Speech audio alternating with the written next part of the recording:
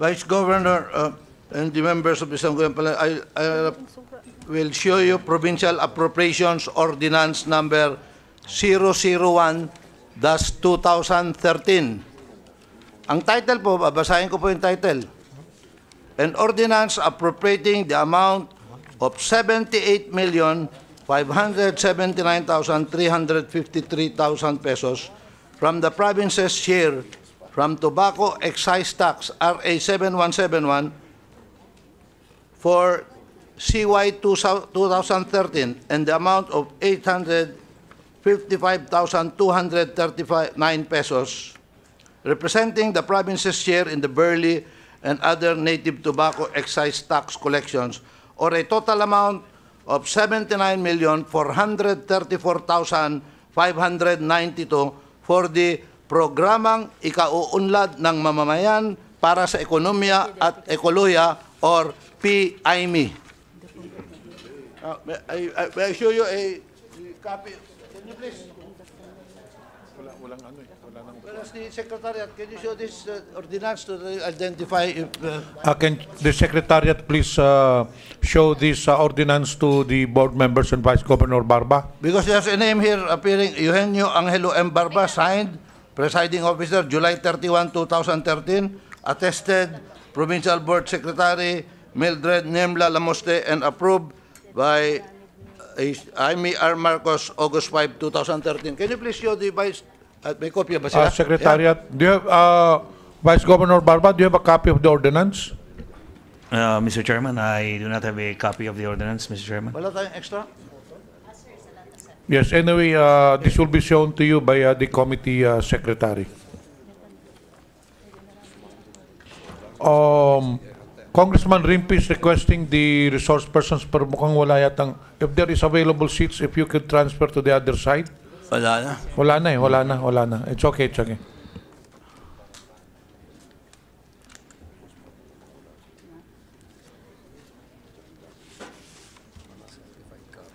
It is the first appropriation ordinance, apparently, of the year because it's 001-2013.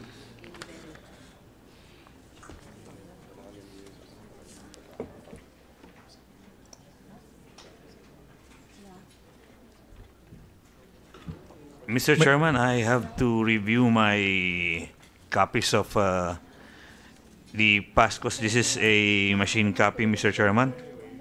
Okay. Now, in the next hearing, please bring the original. But are you aware, do you recall, what is the PIME? Because there is a document here showing that you appropriated 78 million pesos of tobacco funds for the PIME in lump sum. To the best of my knowledge, Your Honor, it's for projects, programs, and activities to be implemented by the governor. So, it's a lump sum for the governor. It's for various projects, Your Honor. And she can just use it for any purpose without the sanction of the Sangguniang Palalawigan. Your Honor, again, to the best of my knowledge, there should be, if you would be implementing those, there should be accompanying resolutions. So you're saying that any funds disbursed from this amount that you already appropriated should still need a further appropriation ordinance? Unless there is the approved AIP, Your Honor. The AIP is the Annual Investment Program? Yes, Your Honor. And the Annual Investment Program will do away with the appropriation ordinance? No, Your Honor. So we still have to pass an appropriation ordinance, Your Honor. Okay.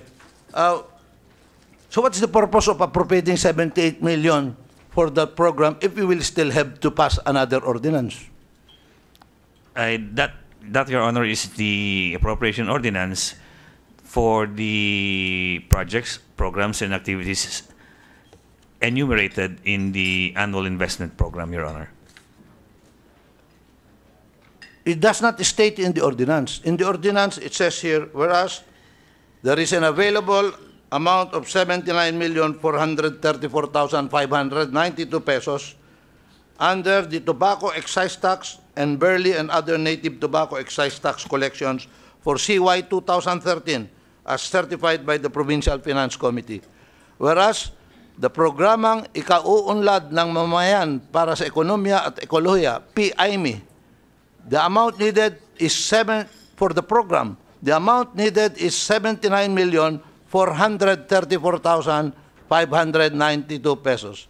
Now, therefore, be it ordained, there is hereby appropriated the amount of 78,579,353 pesos from the province's share from the tobacco excise tax RA 7171 for 2013 and the amount of 855,239 pesos representing the province's share in burley and other native tobacco excise tax collections, or a total amount of 79,434,592 pesos for the PIME.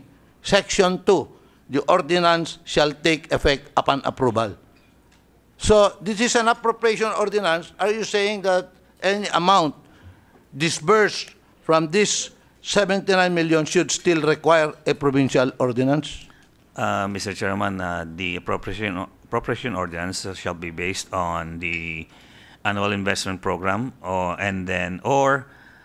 after passing the ordinance, there should be an enabling resolution regarding it, Mr. Chairman. So are you saying that if it is not listed in the annual investment program? is it this the reverse situation? There should be an annual investment program that should be presented to the Sangguniang Panlalawigan, after which you should appropriate the amount. But you're saying now that you appropriate the amount first, then the annual investment program will follow. Eh, baliktad po yata yung procedure. Again, Because Mr. it Chairman, will amount to Your an Honor, undue delegation of legislative power po pag ibigay nyo na yung pera dito sa... What is the PIME po ba ito? Ano ba ito? Is this a creation of an ordinance? What is the PIME? Because those you are have various appropriated... programs and projects and activities, Your Honor. Pardon? Various programs, activities, and projects, Your Honor. How was this created?